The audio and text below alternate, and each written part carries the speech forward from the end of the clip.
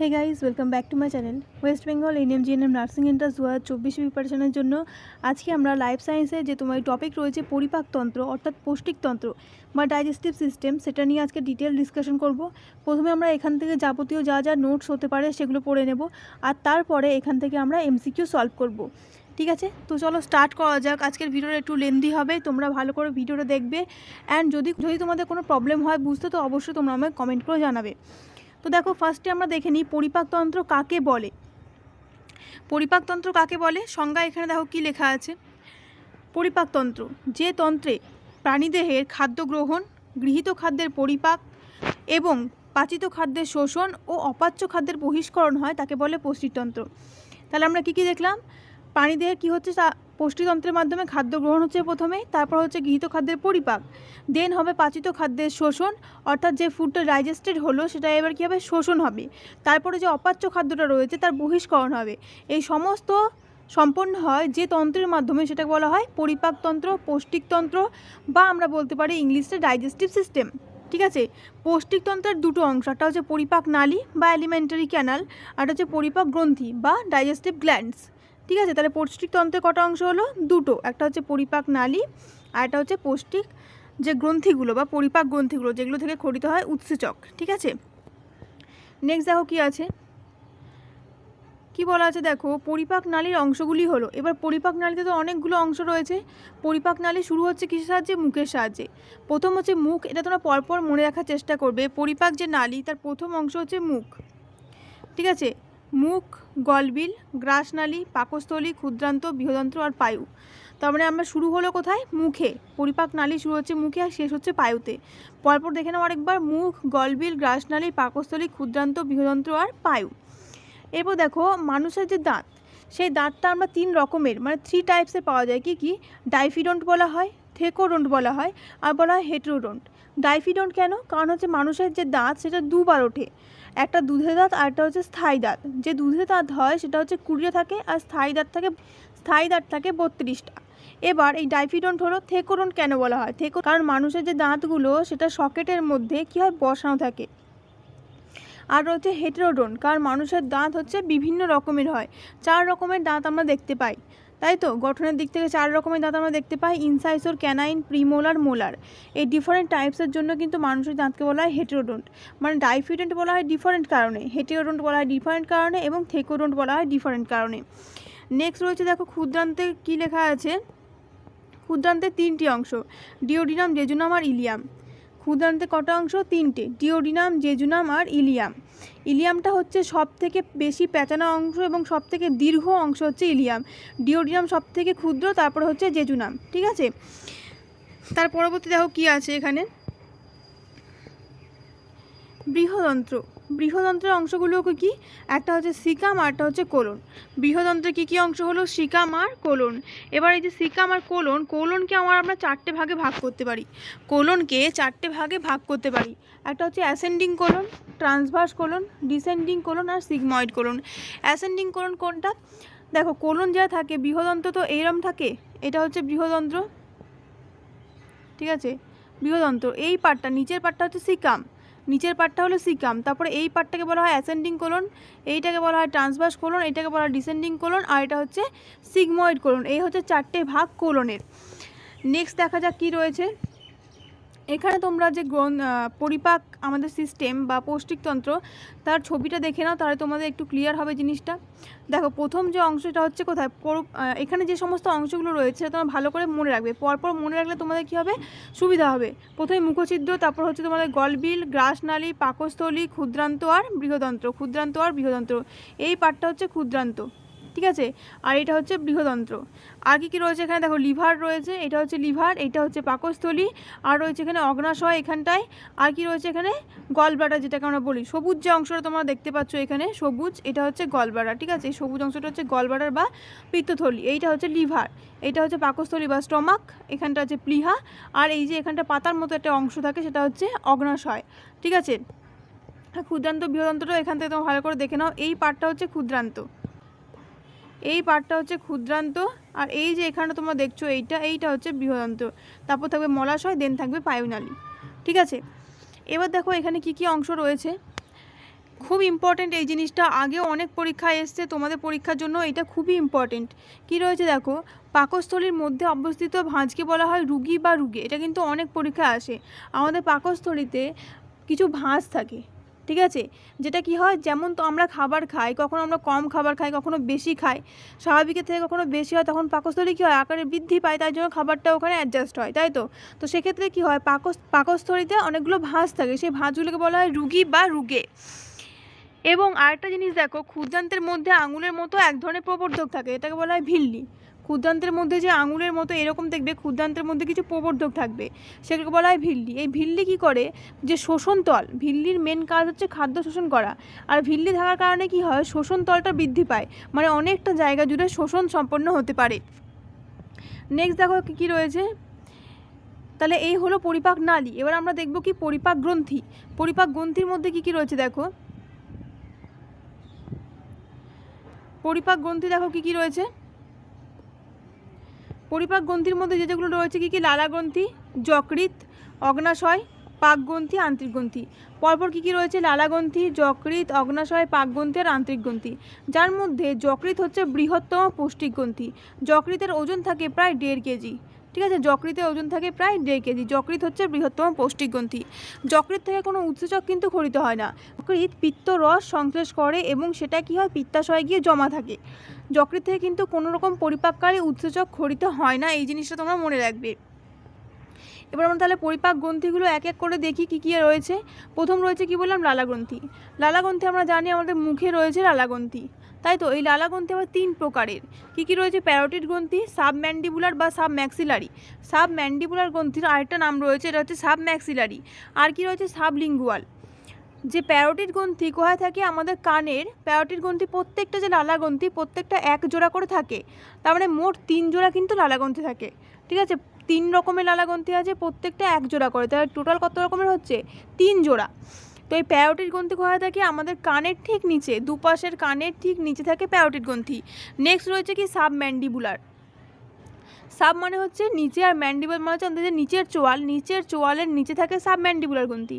আর sublingual, যেটা থাকে আমাদের জিভের তলায়। লিঙ্গুয়াল বলতে জিভকে বোঝায়, ঠিক আছে। আর সাব মানে হচ্ছে নিচে, অর্থাৎ জিভের তলায় থাকে সাবলিঙ্গুয়াল গ্রন্থি।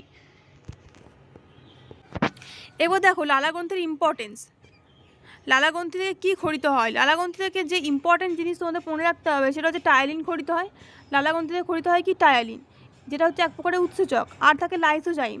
লাইসোজাইম কী করে, ব্যাকটেরিয়া ধ্বংস করে। আর টায়ালিন যেটা, সেটা সেদ্ধ শ্বেতসারকে পরিপাক করে মল্টোজে পরিণত করে, ঠিক আছে। তাহলে খাবারের যে পরিপাক সেটা কিন্তু শুরু হয়ে যায় মুখবিবরের মধ্যেই, এই লালা রসের মাধ্যমে। কিন্তু কোন প্রকার খাদ্যের পরিপাক শুরু হয়, কোন প্রকার খাদ্যের পরিপাক শুরু হয়, শর্করা জাতীয়, ঠিক আছে। আচ্ছা, তো বিভিন্ন যে গ্রন্থি থেকে, বিভিন্ন পরিপাক গ্রন্থি থেকে যে উৎসেচকগুলো খরিত হয়, সেই উৎসেচকগুলো কিন্তু খুবই স্পেসিফিক। প্রোটিনের জন্য আলাদা রকমের উৎসেচক থাকে, ফ্যাটের জন্য আলাদা রকমের উৎসেচক থাকে, আর শর্করার জন্য কিন্তু আলাদা রকমের উৎসেচক থাকে। তো সেই হিসাবে দেখলে আমরা যে উৎসেচকগুলো রয়েছে সেগুলোকে বিভিন্ন ভাগে ভাগ করতে পারি। একটা হচ্ছে অ্যামাইলোলাইটিক, মানে শর্করা ভঙ্গক, অর্থাৎ যেগুলো শর্করার ওপরেই কাজ করবে কেবল, যেমন হচ্ছে অ্যামাইলেজ। তার মানে অ্যামাইলেজ হচ্ছে কি উৎসেচক, না শর্করা ভঙ্গকারী উৎসেচক। নেক্সট হচ্ছে প্রোটিওলাইটিক বা প্রোটিন ভঙ্গক, অর্থাৎ এরা সবসময় প্রোটিনের ওপরেই কাজ করবে, যেমন হচ্ছে পেপসিন, ট্রিপসিন, এই এনজাইমগুলো। নেক্সট রয়েছে লাইপোলাইটিক বা ফ্যাট ভঙ্গক, যেমন হচ্ছে লাইপেজ, ঠিক আছে। লাইপেজ হচ্ছে ফ্যাট ভঙ্গকারী উৎসেচক। তো এরপরে দেখো কী রয়েছে, যকৃতের ব্যাপারে আমরা একটু দেখে নিই। যকৃৎ পিত্তরস সংশ্লেষ করে, যা পিত্তথলিতে সঞ্চিত হয়। যকৃতের যে মেন কাজ ইন কেস অফ ডাইজেশন, ঠিক আছে, ডাইজেশনের ক্ষেত্রে যকৃৎ যে ফাংশনটা প্লে করে সেটা হচ্ছে এটা পিত্তরস সংশ্লেষ করে, এবং সেটা গিয়ে সঞ্চিত হয় কোথায়, গল ব্লাডার বা পিত্তথলিতে। যকৃতে কুফার কোষ থাকে, যা ব্যাকটেরিয়া ধ্বংস করে। এই যে কুফার কোষ, সেই কুফার কোষটা কিন্তু ওয়ান টাইপ অফ ম্যাক্রোফাজ, ঠিক আছে, যা যকৃতে কী করে না, ব্যাকটেরিয়াকে ধ্বংস করতে সাহায্য করে। তারপর কী রয়েছে দেখো, পাকস্থলীতে থাকে চিফ কোষ। পাকস্থলী যে পাকগ্রন্থি, সেখানে কী কী থাকে, চিফ কোষ থাকে, পেপটিক কোষ থাকে। চিফ কোষ বা পেপটিক কোষ এই দুটো একই জিনিস। চিফ কোষ বা পেপটিক কোষ থেকে খরিত হয় পেপসিন।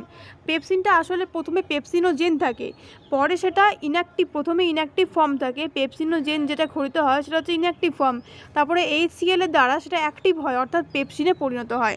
এবং কী থাকে, প্যারাইটাল কোষ বা অক্সিনটিক কোষ, যেটা ক্ষরণ করে হাইড্রোক্লোরিক অ্যাসিড HCl। এই HCl-এর জন্যই কিন্তু পাকস্থলীর যে এনভায়রনমেন্ট, ঠিক আছে, পাকস্থলীর এনভায়রনমেন্টটা কেমন হয়, অ্যাসিডিক হয়। ঠিক আছে, নেক্সট দেখি আমরা এখানে দেখো অগ্নাশয়ের ছবিটা একটু দেখে নাও, তোমাদের একটু ক্লিয়ারনেস আসবে তাহলে এই সমস্ত কনসেপ্টগুলো নিয়ে। এইটা হচ্ছে ডিওডিনাম, ঠিক আছে, এই পার্টটা হচ্ছে কি ডিওডিনাম। এই যে সি আকৃতি তোমরা দেখছো, ডিওডিনাম হচ্ছে সি আকৃতি হয়।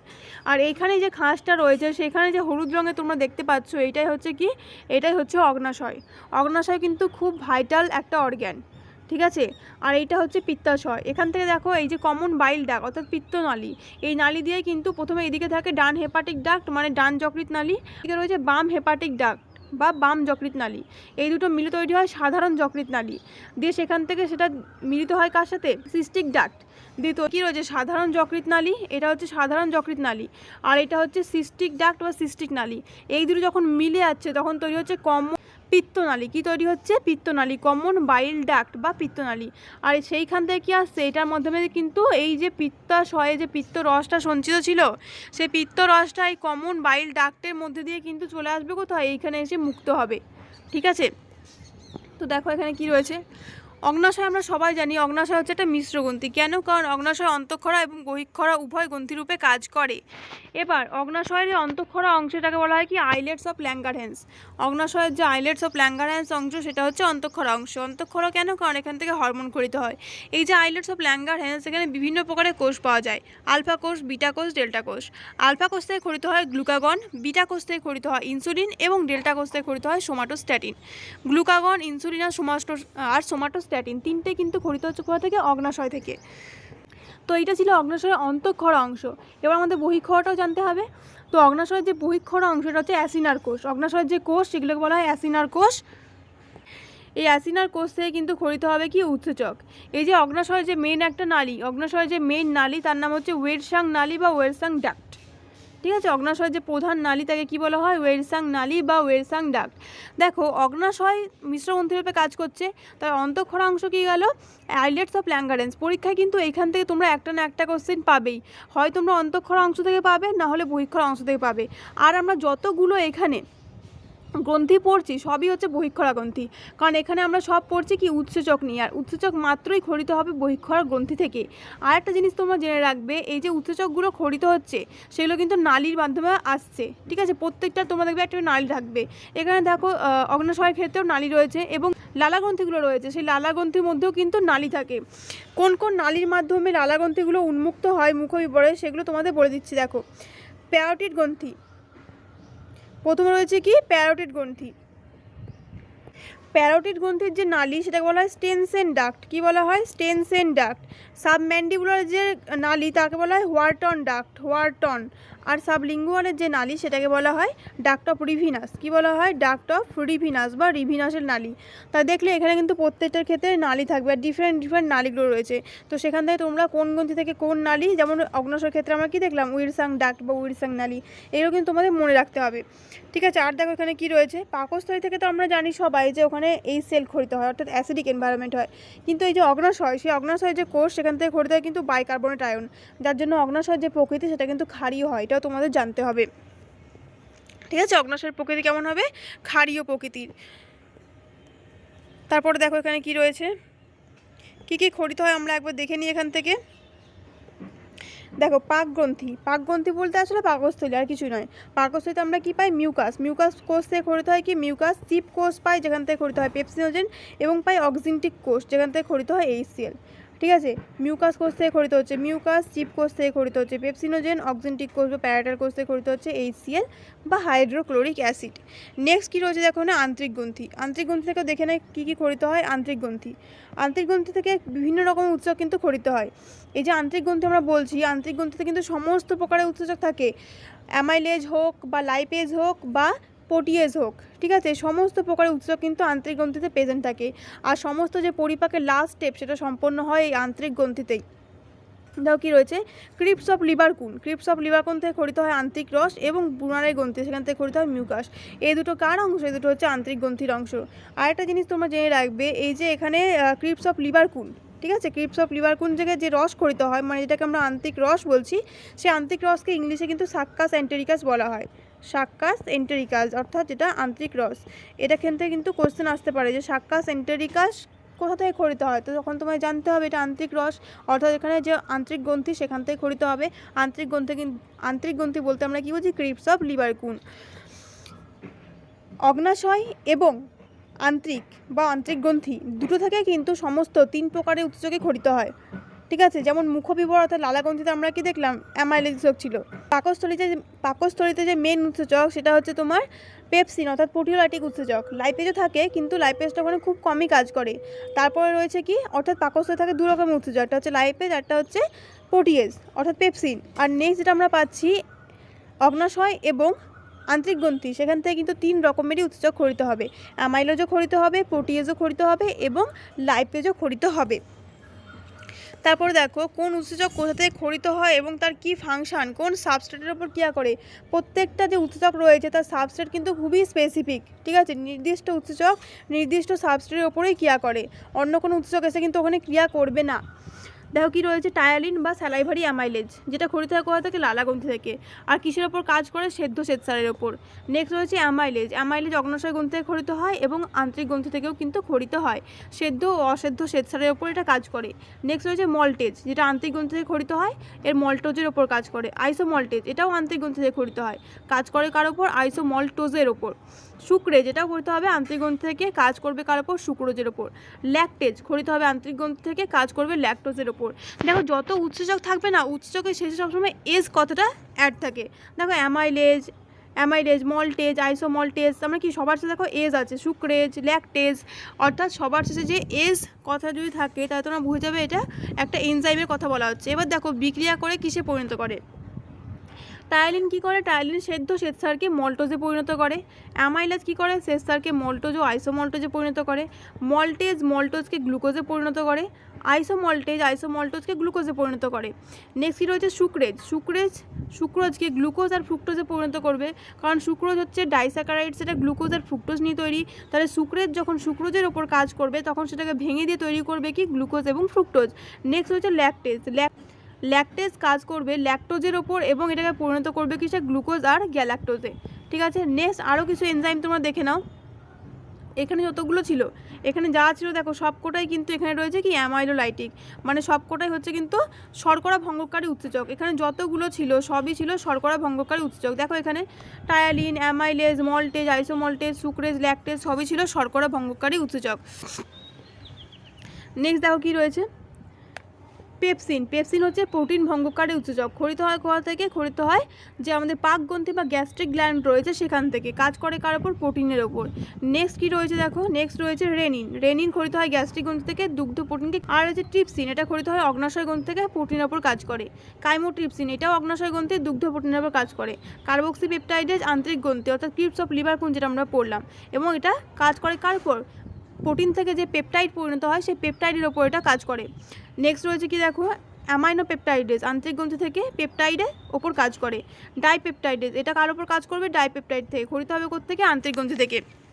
তারপরে তোমরা বুঝতে পারছো এখানে দেখো আমরা কি দেখলাম একটু আগে, যে অ্যামাইলেজ উৎসেচক, অ্যামাইলেজ কিন্তু অগ্নাশয় থেকেও খরিত হয়েছিল, আন্ত্রিক থেকেও খরিত হয়েছিল এবং লালাগ্রন্থি থেকেও খরিত হয়েছিল। ঠিক আছে, আমরা অ্যামাইলেজ বুঝতে পারলে, অ্যামাইলেজটা খরিত হচ্ছে কোন কোন গ্রন্থি থেকে, অগ্নাশয়, আন্ত্রিক এবং লালাগ্রন্থি থেকে। এবং যে প্রোটিওলাইটিক উৎসেচক খরিত হয় কোত্থেকে, গ্যাস্ট্রিক গ্ল্যান্ড থেকে, আন্ত্রিক গ্রন্থি থেকে এবং অগ্নাশয় গ্রন্থি থেকে, 3টে থেকে কিন্তু যে প্রোটিওলাইটিক উৎসেচক সেটা খরিত হয়। তারপর বিক্রিয়াগুলো দেখে নাও। পেপসিন কি করে, প্রোটিনকে পেপটোনে পরিণত করে, মানে পেপসিন পুরোপুরি ডাইজেস্ট করতে পারে না, পাকস্থলীতে যে পেপসিন রয়েছে সেটা কিন্তু পুরোপুরি ডাইজেস্ট করতে পারে না, সেটা প্রোটিনকে ভেঙে পেপটোনে পরিণত করে। সেই পেপটোন পরে গিয়ে আবার অগ্নাশয় রস এবং আন্ত্রিক রসের দ্বারা আরও সেটা ডাইজেশন হয় এবং সেটা অ্যামাইনো অ্যাসিডে পরিণত হয়। রেনিন কেসিনকে প্যারাকেসিনে পরিণত করে। ট্রিপসিন প্রোটিনকে পেপটাইডে পরিণত করে। কাইমোট্রিপসিন দুগ্ধ প্রোটিনকে পেপটাইডে পরিণত করে। পেপটাইডকে অ্যামাইনো অ্যাসিডে পরিণত করে। তারপর রয়েছে অ্যামাইনো পেপটাইডকে ডাইপেপটাইড ও অ্যামাইনো অ্যাসিডে পরিণত করে এবং ডাইপেপটাইডকে অ্যামাইনো অ্যাসিডে পরিণত করে। তার মানে তোমরা কিন্তু এইটা মনে রাখবে যে অগ্নাশয় এবং আন্ত্রিক গ্রন্থি থেকে 3 প্রকার খাদ্যের পরিপাককারী উৎসেচক অর্থাৎ অ্যামাইলেজ, প্রোটিয়েজ এবং যে লাইপেজ, 3টাই কিন্তু খরিত হয়। এরপর আমরা বাইল অর্থাৎ পিত্ত রসটা একটু দেখে নেব। তো এই যে পিত্তরস রয়েছে, যেটা মানে সংশ্লেষ করছে যখন সঞ্চিত থাকছে কোথায় না পিত্তাশয়ে, এবং পিত্তাশয় থেকে সেটা পরে কিন্তু খাদ্যনালীতে এসে পৌঁছাচ্ছে। তো সেক্ষেত্রে দেখো এখানে পিত্তরসের মধ্যে কি কি উপাদান থাকে। পিত্তরসের উপাদানগুলো হচ্ছে জল। পিত্তরসের উপাদানগুলো কী কী থাকে? পিত্তরসের মধ্যে সব থেকে বেশি যে পার্সেন্টেজটা থাকে সেটা হচ্ছে জল। প্রায় 89 to 98% কিন্তু জলই থাকে। তাছাড়া থাকে পিত্ত লবণ। পিত্তরসের যে উপাদানটা ডাইজেশনে সাহায্য করে বা ফ্যাটের ইমালসিফিকেশনে সাহায্য করে সেটা হচ্ছে পিত্ত লবণ। কী কী রকমের পিত্ত লবণ থাকে? সোডিয়াম টরোকোলেট আর সোডিয়াম গ্লাইকোকোলেট। তাছাড়া কি থাকে? পিত্তরঞ্জক, বিলিরুবিন আর বিলিভার্ডিন, এগুলো হচ্ছে পিত্তরঞ্জকের মধ্যে পড়ে। বিলিরুবিন বিলিভার্ডিন পড়বে কার মধ্যে? পিত্তরঞ্জকের মধ্যে। আর কি রয়েছে? পিত্ত অ্যাসিড। পিত্ত অ্যাসিড বিভিন্ন রকমের হয়, যেমন এখানে রয়েছে দেখো কোলিক অ্যাসিড, চিনোডিঅক্সিকোলিক অ্যাসিড, লিথোকোলিক অ্যাসিড, এগুলো সব হচ্ছে পিত্ত অ্যাসিড। এবার পিত্তরসের কী কাজ? পিত্তরসের মেন ফাংশনটা কী? পিত্তরসের মেন ফাংশন হচ্ছে ফ্যাটের পরিপাকে সাহায্য করে। ঠিক আছে, পিত্ত লবণ যেগুলো আমরা পড়লাম, সোডিয়াম টরোকোলেট, সোডিয়াম গ্লাইকোকোলেট, সেগুলো কি করে? ফ্যাটের যে অণুগুলো সেগুলো কিন্তু বৃহৎ অণু হয়। সেই বৃহৎ অণুর সাথে যখন পিত্ত লবণটা এসে যুক্ত হয় তখন কি হয়? সেটা ছোট ছোট কণায় পরিণত হয়, যেটাকে বলা হয় ইমালসিফিকেশন অফ ফ্যাট, বা ফ্যাটের অপদ্রব্য বলে ফ্যাটের অপদ্রব্য তৈরি হয়। এবং তার ওপর সেই অপদ্রব্যের ওপর ধরো মনে করো এরকম বড় একটা ফ্যাটের অণু আছে, তার সাথে যখন পিত্ত লবণ কাজ করছে তখন সেটাকে ছোট ছোট কণায় পরিণত করছে, এবং সেই ছোট কণার ওপর যখন লাইপেজ ক্রিয়া করছে তখন সেই ক্রিয়াটা কি হচ্ছে? আরও ভালো হচ্ছে এবং ফ্যাটের ডাইজেশন অনেকটা ইজি হয়ে যাচ্ছে। এবার যখন ডাইজেশন কমপ্লিট হলো, নেক্সট স্টেপ হচ্ছে কি? শোষণ। তারপরের স্টেপে কী হয়? খাদ্যের শোষণ সম্পন্ন হয়। শোষণটা কোথায় হয়? ক্ষুদ্রান্তের ভিলাইতে কিন্তু শোষণ হয়। ভিলাই বলতে আমরা কি জানি? ক্ষুদ্রান্তের মধ্যে কিছু আঙুলের মতো পদার্থ থাকে যেটা শোষণতল বৃদ্ধি করে। এই ভিলাইয়ের মাধ্যমে কিন্তু খাদ্যের শোষণটা সম্পন্ন হয়। ঠিক আছে, অর্থাৎ শোষণ মানে হচ্ছে খাদ্যনালী থেকে পাচিত বা ডাইজেস্টের যে খাদ্য উপাদানগুলো রয়েছে, অর্থাৎ কার্বোহাইড্রেট থেকে যে গ্লুকোজ বা ফ্রুক্টোজ বা মনোস্যাকারাইড যেগুলো প্রডিউস হয়েছে, বা ল্যাকটেজ থেকেই মনে করো যেমন গ্লুকোজ আর গ্যালাক্টোজ প্রডিউস হয়েছে, তো এগুলো কি? মনোশর্করা। প্রোটিন থেকে আমরা পেয়েছি অ্যামাইনো অ্যাসিড, আর ফ্যাট থেকে আমরা পেয়েছি ফ্যাটি অ্যাসিড আর গ্লিসারল।